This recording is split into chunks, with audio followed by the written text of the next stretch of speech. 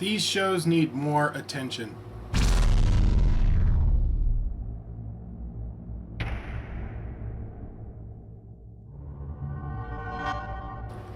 Hey everybody, so I'm going to be going through 10 shows that I really love that I don't really see getting much attention.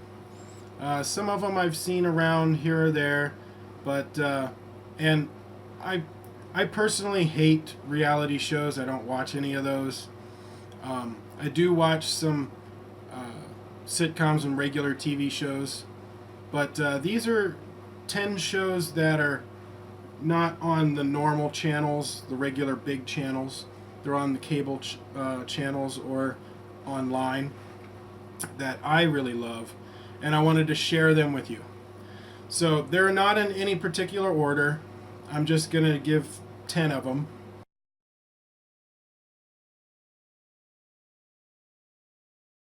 Comedians in Cars Getting Coffee. It's Jerry Seinfeld's show. You can find it's hosted by Crackle.com, but you can also watch it on www.comediansincarsgettingcoffee.com, and all the links to all of these shows are going to be in the description, so you can look them up and see when they're on, and you can go and find them on if you have a cable online, or some of them are on Netflix, I think. But yeah, I mean, these are 10 shows I think you guys should check out because I love them. May not be your cup of tea, but I love them. So for Comedians in Cars Getting Coffee, we're going to watch the trailer for season 7, which is starting on December 30th. I'm really excited about this season. He's going to have some good people in there, I think. So let's watch the season 7 trailer. You do comedy? I'd like to see that. Will Ferrell. Kathleen? It's Jerry. Hey, Jerry. Hi, Jerry. Jerry? Oh, Jerry. Sebastian Maniscalco? I'm so sorry, Jerry. Jerry who? This is where you cut to the dripping coffee. No, not yet. Not yet. Not yet. No, You got to the engine? Wow. Can I use some coffee? Oh, yeah. I am amped. I am ready to go. Well, I guess I can fly now. Oh, this is going to be nice. Come on, suck it up, guy. We just made ourselves in metal. Everything here is humanish. The headlights are the eyes. This is going to be a nice conversation. The tailpipe is the anus. The engine is the heart. Well done. I'm the brain. The tires are my sneakers. These are my glasses. God, open up the sunroof. What year is this? You can have cerebral palsy, but you cannot throw 20 Bud Lights on top of that. Hey, little boy. Hey, you like candy? I'm giving in to your demands. Accept the vibrators. Yahtzee. Now you're the Jew, and I'm the Italian. Well, that's one for me. I think you're on fire, buddy. What? This is the way we do it. Scale of 1 to 10. 10 being?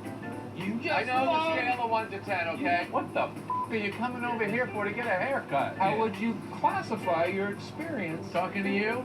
0. Oh my God, that's horrible. I'm sensing no plan.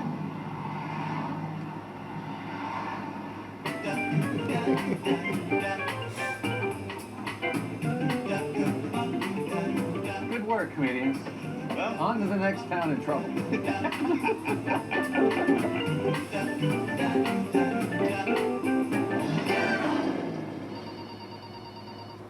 Oh yeah, he gets President Obama in this season. Speaking.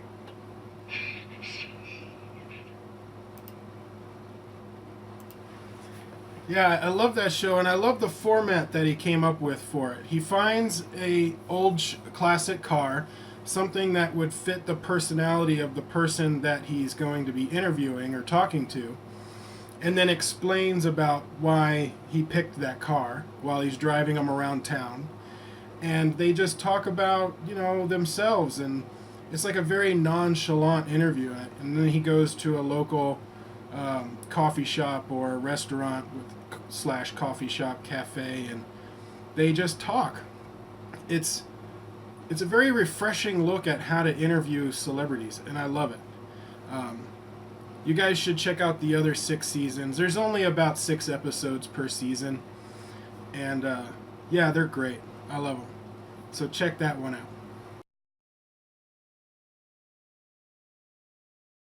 The Booze Traveler from Travel Channel. Now, at first I wasn't going to watch this show because it's called The Booze Traveler. So I thought it was about a guy that just went around getting drunk all over the world. But it's actually a really interesting show because he gets really in depth with the local personalities and people, their culture, and really goes through like why they drink this, whatever it is that they're drinking, how they make it, what it's made of, the history of it. And so the drinking part is very minimal on the show, except for when he goes to Greece. They get him drunk in Greece. That one was pretty awesome. But we're gonna watch one. It's short from the Booze Traveler. They don't have a trailer or anything, but this one is a top 5 experiences he had while he was in Nepal. And I think this will give you a really good example of what the show is like. So let's check that out.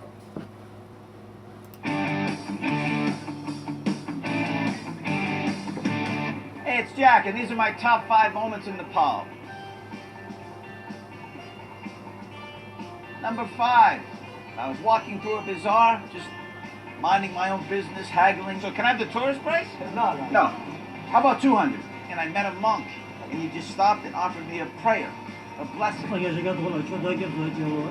Really sweet moment, and totally out of the blue, which sometimes those are the best moments. Number 4, I went to see how they make rakshi, a popular drink here in Nepal. And these ladies who don't speak English, you drink rakshi? And I, who don't speak Nepalese, we're just laughing and having a great time all day, proving some things really are universal. What? You're drunk! Number 3, hiking with Sherpas. Mount Everest! Now, I didn't hike Mount Everest, but we hiked the mountain all day long, and then we finally settled as the sun went down. And we cooked and then drank tongpa. And then they told me great stories of what it's like to go up Mount Everest. It was a great day for me. Number 2, being with Gurkhas, the elite fighting forces of Nepal. I saw how the would-be Gurkhas trained. And then I had a cookout with retired Gurkhas. They had some great stories, and they showed me a kukuri knife. Oh! And we drank Gurkha beer and Gurkha rum. It was a really great day. Gurkha! But my top moment in Nepal has to be hanging with the Baba. He's a holy man, and he's so strange and crazy, and I drank something I normally wouldn't. I don't want it. Oh, yeah. Bring it on! Good. And there were these skinny cows walking up to me, and bodies burning on the river. It was really a memorable experience, much like Nepal is for me. A crazy, strange, trippy place I'll never forget.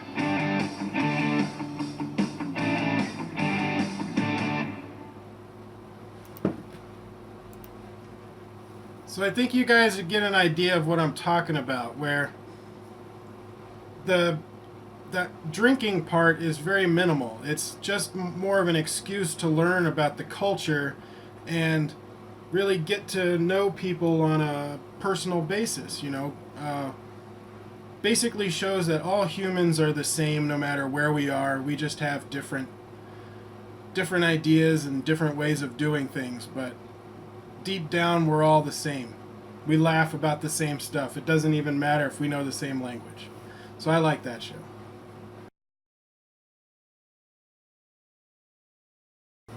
Trip Flip with Bert Kreischer. I hope I'm pronouncing that right. His last name's hard to pronounce. But, and this is coming from someone that has a last name that's German and hard to pronounce also. Anyway, so Trip Flip with Bert, he's a professional fun finder, basically. He's a party guy. He became famous by making these amazing parties and doing crazy things, and just traveling around. He wrote a book that was a bestseller. He's got podcasts and other shows that he does too. But I really love this show, and the idea of it is he just finds two strangers, usually sometimes a couple, sometimes just two friends, in a city somewhere. Like, he'll just wander the streets and say, "Hey, can I take you on the adventure of a lifetime?" And if you agree and you say yes without knowing where you're going to go, then he'll tell you where you're going and you meet him there. And then for 3 days, he just takes you around to do fun things that you don't know that you're going to do. So you have no idea what the plan is going to be. And there's no really trailers for it. There's an introduction to the show back when it first aired. But they're about to do their 5th season this spring. So at least I hope they're doing a 5th season. I haven't heard anything otherwise. But the 4th season was this year, 2015. And this episode, there's a clip from this episode when they were in Vietnam. And they found these two street musicians that agreed to go with him. And so they were doing strange things, like they climbed up a rock face and cliff dived into the ocean. And this one, though, was really unique. I had no idea they did this. And it's a sidewalk barber and ear cleaning. And ever since it's for some reason this scene has always got stuck in my head. Like, I want to go and do that. I want to go get a side barber shave and ear cleaning. But come check this out with me. I think it's awesome. These guys are street musicians, and a friend of mine told me about a different type of street performance that you gotta see in Hanoi. Street side barbers. Only $1 to $4 a pop. We're gonna chop this mop.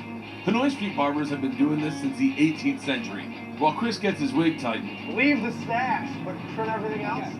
James is going for a straight razor shave. Straight razor shave on a busy street at rush hour. And then, his first ever ear picking. You heard it right. Ear picking. A little nervous about the ears. For $1.50 an ear, this guy uses what looks like a dental hygienist's kit to poke, prod, and clean deep into your ear canal. That's what he's going in your ears with. That's a razor blade. It's gonna be fine. He does this all the time. No regulations, no license required. Just an array of little scoops, needles, and tweezers. This is terrifying. And a very steady hand. Look at this one. Oh. That came out of your ear. Chris, You got it? you gotta see what they took out of his ear. What the? Oh my god. Holy. How have you been listening to us at all? I can't. Holy. I can't hear. Life's gonna be different if you're a musician. How much better your music's gonna sound? This is why you travel. We're in Vietnam, we're getting our ears cleaned on the side of the street, and traffic just got louder to this guy. It's a little awkward. Nothing? I have clean ears. It's uncomfortable. It's like nails on a chalkboard. Yeah, it's very like- unnerving, you know? You It's know, like, if there's a little slip, that's gonna straighten your brain. It feels like he's getting an itch that you've never been able to get. Oh, it feels so good. Dude, I cannot wait to sing. I can't even tell you, man. How you I feeling? can't even tell you. Like $1 million. We look fantastic for a great overnight trip.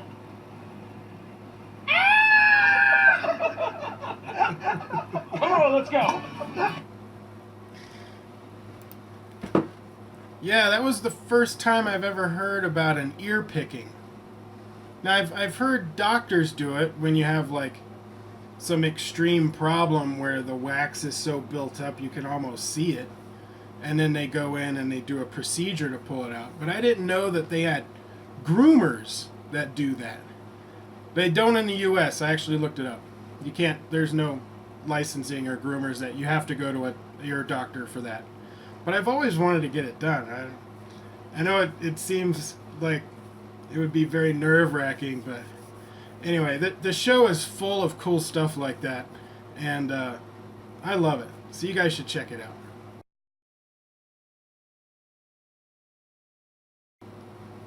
The Director's Chair with Robert Rodriguez on the El Rey Network. So Robert Rodriguez joined with a bunch of people and created the El Rey Network, and I love that place. They've got awesome movies on there, his movies, Tarantino's movies, some great interviews, and one of the shows that I love is called The Director's Chair, and it's a show of him, Robert Rodriguez, who's a director, interviewing other directors. He's interviewed like Michael Mann, Sylvester Stallone, Quentin Tarantino,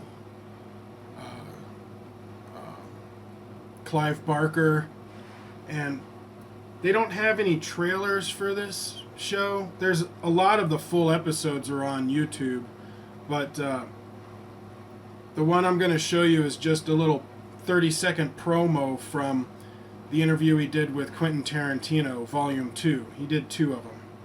And it'll give you an idea of the setup and what kind of things they would talk about and how it would look when you watch the show. So let's check that out.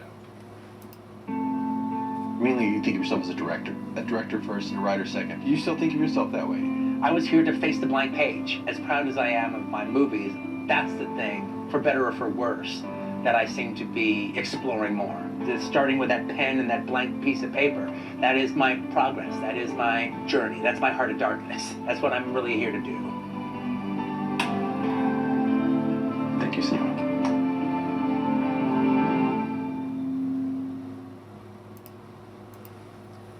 Now, for my fellow film buffs, I love this show because you get an inside look on, how other directors think. And Rodriguez is, he's a great interviewer because he's a director, so they can talk the same language, and we get to pick up on that during the interview. And I really like the format. I'm hoping they do more shows. The last one was a little while ago, earlier this year, but yeah, I would love to see some more of these. The one with Quentin Tarantino is you're basically getting schooled in film. Tarantino has so much information in his head, it's crazy. But if you guys are interested in film and you like that kind of format, you really should check out that show on El Rey.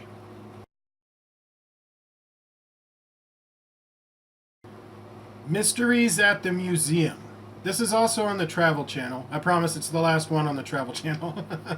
I know I have like 3 of them on this list, but this one I like because they go to these museums, and not just big ones like Smithsonian or the Air and Space Museum, but they'll go to smaller museums all over the country, and they'll look at items that you might overlook if you were just walking by, and they'll explain the history of that object.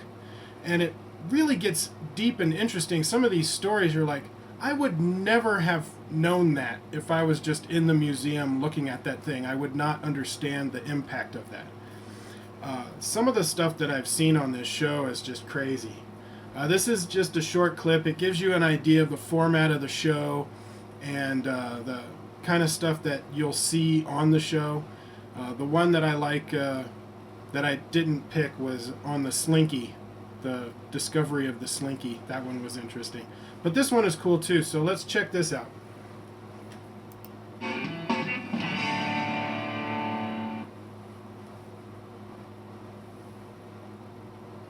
In Roscoe, Illinois. But beyond the rows of polished, pristine wheels on display, there's also a car part here that has lost all its luster. It looks more like a twisted scrap. It certainly seemed to be part of a larger piece, and it obviously has had some damage done to it. In fact, this warped fragment was pried from the wreckage of one of the most glamorous set of wheels ever made, a sporty convertible driven by a rising star of the silver screen. But is there any truth to the sinister story that harm befalls anyone who touches this infamous automobile? Once you hear the story, I think it's very easy to believe in it. Was James Dean's death car cursed?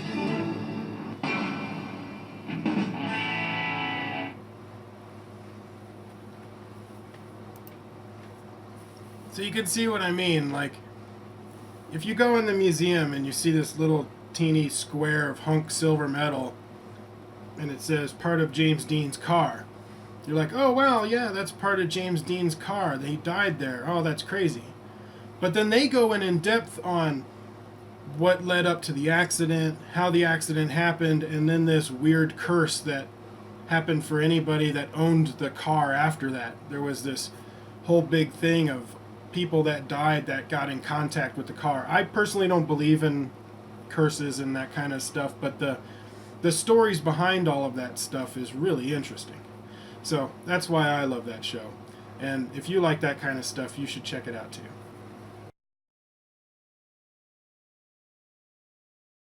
A Taste of History on PBS. And I love this show because there's no other cooking show like this at all. It's all about the historical way that things were cooked back in like the 18th century. And the guy has like cast iron spider pans, which is like a cast iron skillet with 3 legs on it that are like, you know, like this tall, or differing heights. And they have an open fire, and then he can put it near the fire in different places for cooking at different temperatures. And he cooks the food the way that it was cooked back then. Doesn't use any current technologies. And he goes into the history of why he's cooking what it is that he's cooking. So he'll do an episode. One of the ones I really liked was on the colonial days, where Abraham Lincoln's wife would cook for the soldiers on the front lines during the Civil War, or around the house that they lived, sorry. And what kinds of things that she would cook, and what ingredients they would use, and how they would prepare it and everything. And we see a lot of cooking shows today, and it's all the same stuff. Like, you can watch how to make pancakes 15 times from 30 different people. But this is very unique. Like, you don't get to see this kind of preparation and cooking, and you can't go to a restaurant and get this. No one cooks like this anymore. So to see how it was done back then and learn about the history of it is really interesting to me. But here's a trailer that they have for the show, and it'll give you a really good idea of what kind of stuff that he does.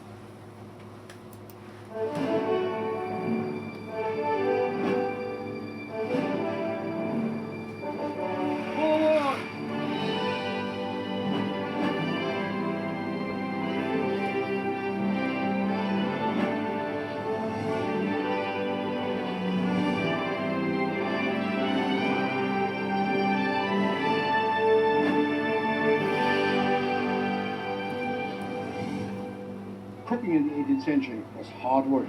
And A Taste of History, I will keep true to those early American ways, using spider pots, resting in open flames, as they create everything from sauces to side dishes to main courses. There were no microwave ovens or frozen dinners. It takes a strong back to do this type of cooking, but I come from a sturdy Hessian heritage, so I can take it. I cannot wait to show the world what we're doing here. My eel and mussel bisque is a very unique recipe. Beautiful.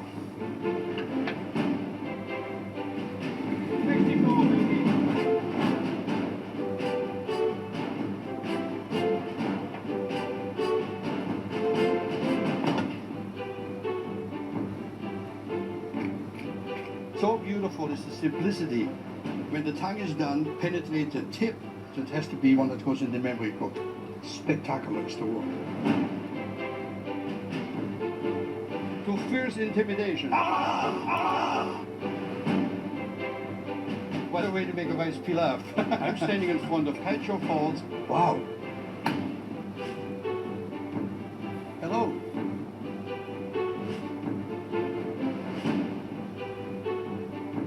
Look at beautiful, those guys. Deliciousness. Ready? Fire! Fire! An 18th century favorite, the cannonball punch. I didn't see that one. Wasn't it cool or what?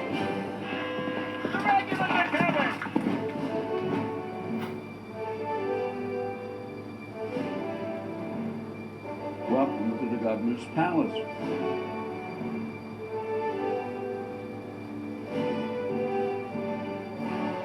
finally here in Thomas Jefferson's kitchen at beautiful Monticello. History's been made. That's right.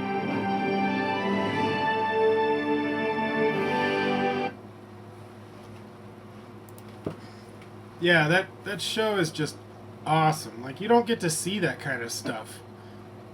I've not seen a show that talks about that ever. I haven't even seen a documentary that really talks about that. I know there's a couple out there, but I haven't seen them. And this show I just kind of stumbled on one day. I was flipping through channels and I'm like, what is this guy doing? And I couldn't turn it off. And then I had to go online and try and find other episodes. Plus, I like the guy's accent. His personality and his accent are awesome. I think he's cool as hell. But yeah, if you're interested in that kind of all, not just the history of it, because I love history, so I like learning about that, but how they not only lived, but what they had access to, like what kind of spices and herbs and things that they had, because they could only use local stuff. I mean, it was really expensive to ship things over from overseas. So what kind of things did they have locally that they used to flavor things, and the cooking techniques of how they cooked those things, and seafood versus mammal meat versus vegetables and fruits, and I love that show. So if you are interested in the cooking and history and a little bit of mix of both, then I highly suggest checking out that show.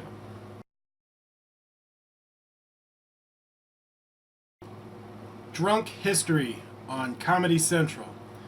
So when I first heard about this show, I was like, are they going to be talking about drunk people and history? And I didn't quite get it at first until I watched an episode and I was like, oh my god, this is the funniest thing I've ever seen.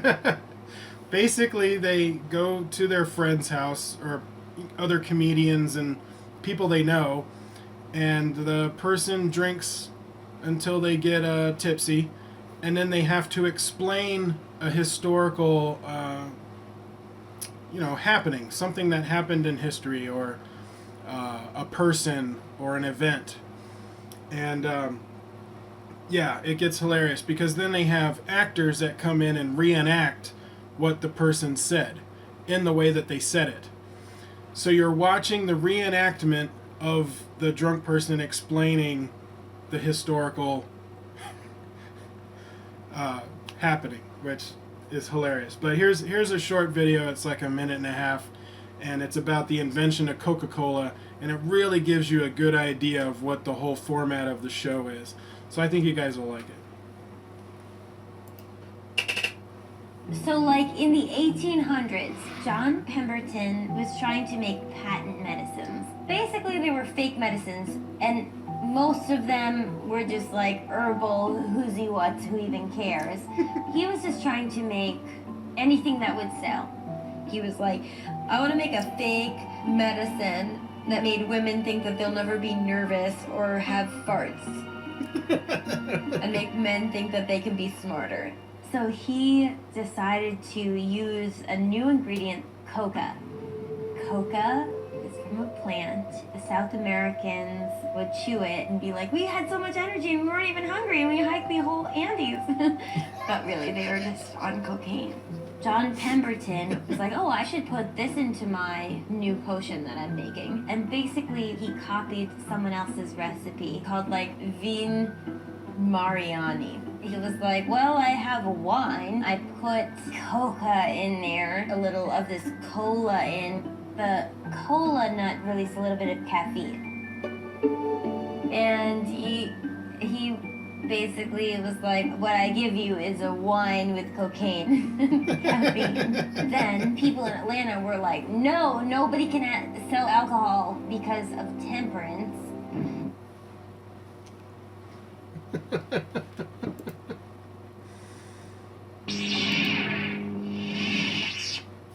Sorry, that was my volume control.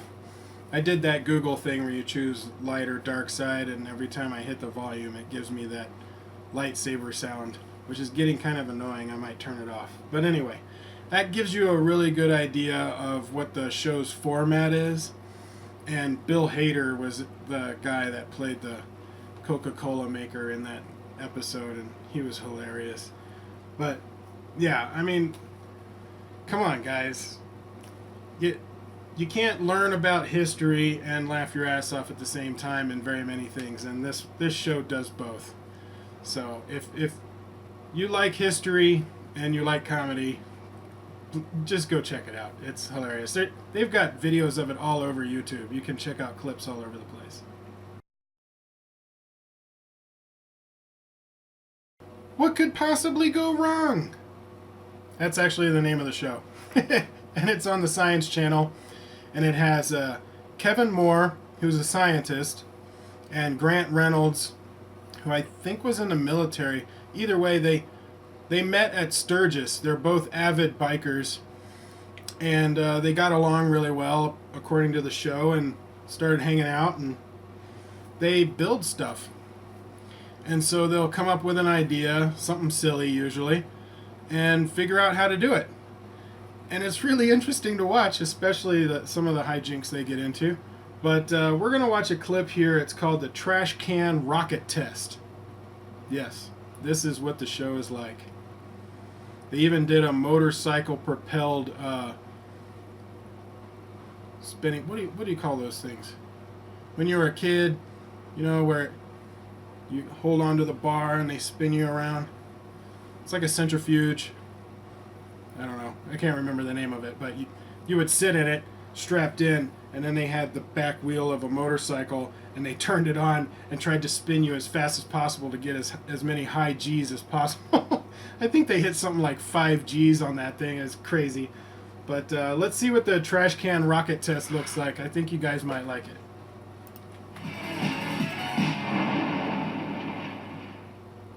We're building a giant slingshot to test which trash can rocket flies better, a rubber 3-fin or a metal 4-fin.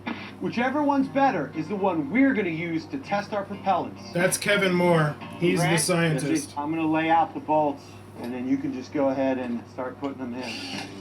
Grant and I are building a giant slingshot made of 2x4s so it's strong, and using surgical rubber to pull the can back. We're using a cranking system to pull back the surgical rubber and then launch these trash cans so we can test how they fly. There you go, that's good. That's sturdy. All right.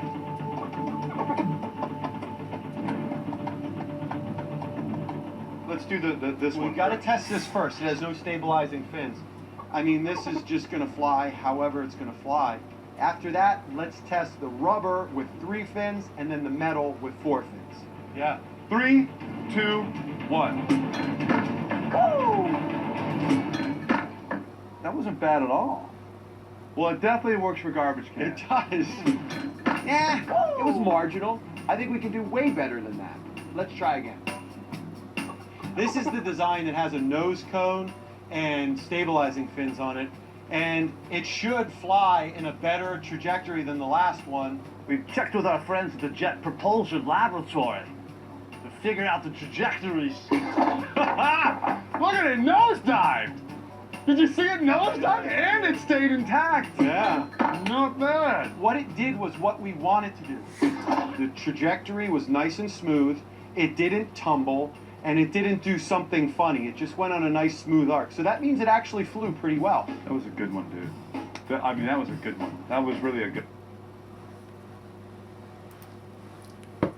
So on that one, later in the episode, they actually put fuel in it and they blow it up to see how high they can get the trash can rocket to go.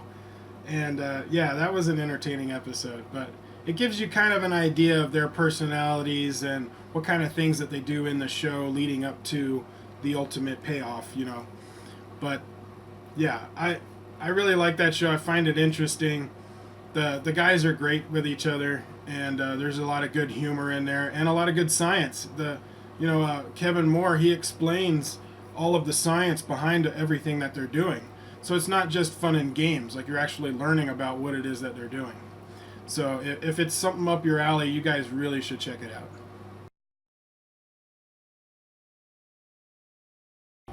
Going Deep with David Rees. So this is actually the show that inspired me to do this entire list. Because I love this show. I watched all of the first season. There's only about, six to 10 episodes per season. And the second season is in full swing right now. Actually tonight, Wednesday the 23rd of December, they're going to do an episode on how to make toast. I love this guy. Man, David Rees, he cracks me up. He's awesome. And it's all about the science and other information behind things that you do on a day-to-day basis or don't even think about being that big of a deal. And then as you learn about those things, it's like, wow, there's a lot more complication in there than I expected. And I learn a lot, and I'm entertained. He's funny. The whole show is awesome. And yeah, so let's watch this.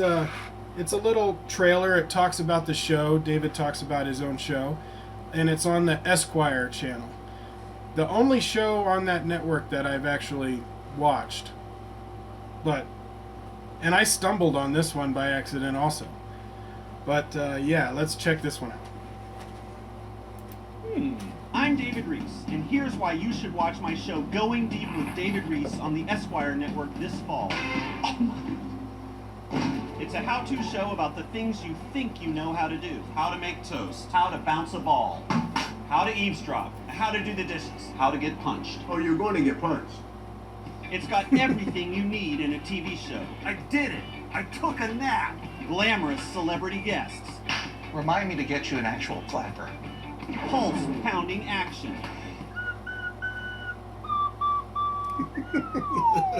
We've got the latest cultural references. The dirty Sanchez is what I call it. The world's top experts in their fields. My job is the Planetary Protection Officer for NASA. What do you do for a living?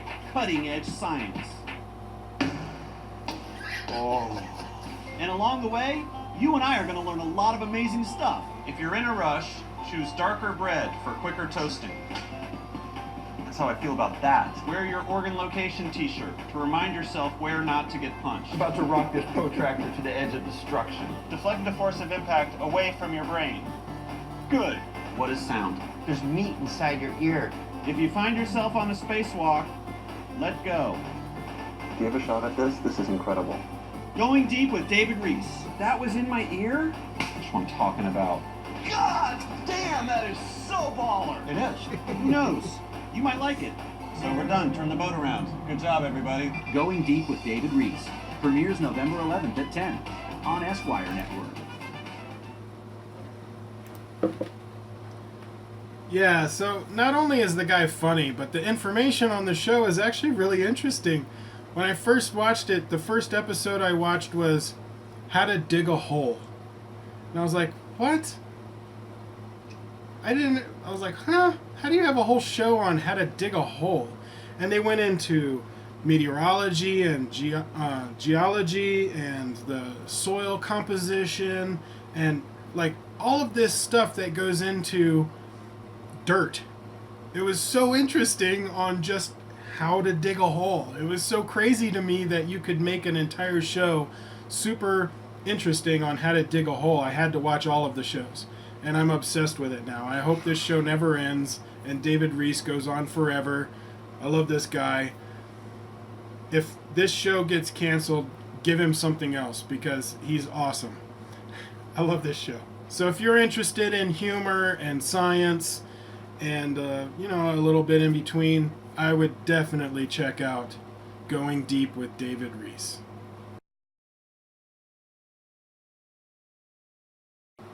And my final suggestion, How It's Made, which is on the Science Channel. Now, this is not a show with personalities or other people. It's just got a narrator, and they go to these companies, these production companies, manufacturing companies, and you get to see how something is made or how it's produced. And it's not one of those shows that you watch because, you know, of the person that's in it. it's more of one of those shows that you watch because you're interested in actually how something is made, hence the term how it's made. But what I really love about this show is every episode they do like 3, sometimes 4 objects, and they have absolutely nothing to do with each other. So it's like every time I watch an episode, I'm like, I wonder what they're gonna do now. Like they'll do, today on How It's Made, we'll talk about how to make a rowboat, how to make a light post, how to make a toothpick, and how to make a chainsaw. And you're like, what? None of that stuff is interchangeable. It's so odd. I can't stop watching it.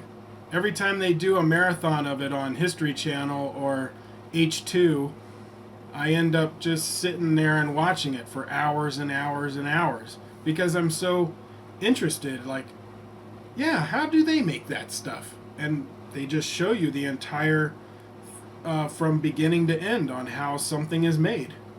It's the simplest concept, but it gets me every time. Sometimes I'll even have it playing in the background while I'm cleaning my room or doing something else, and then I'll just turn to it from time to time and just listen to it.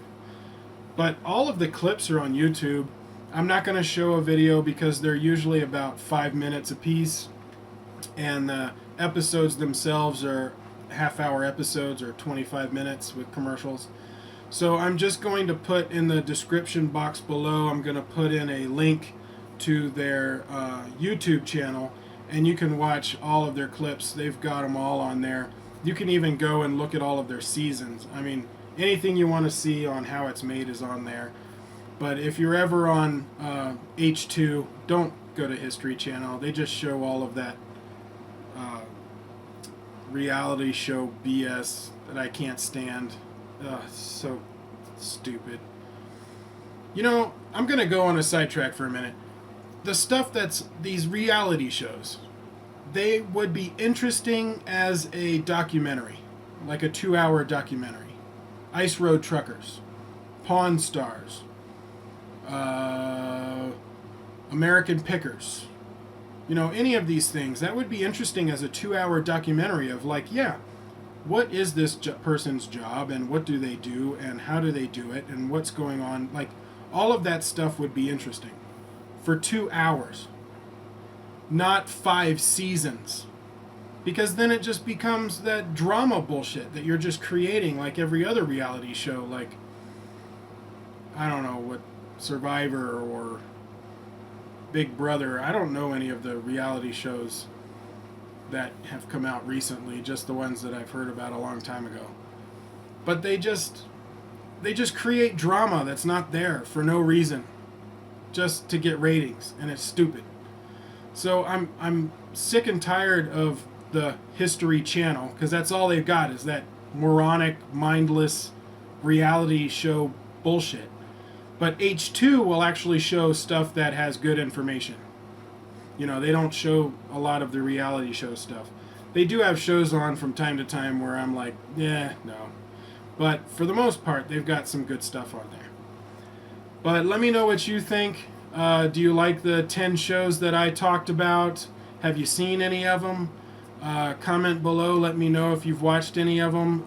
Also comment below if I turned you on to something that you haven't seen before and you actually like. Like, share, subscribe, tell your friends, and I will see you guys on my next video.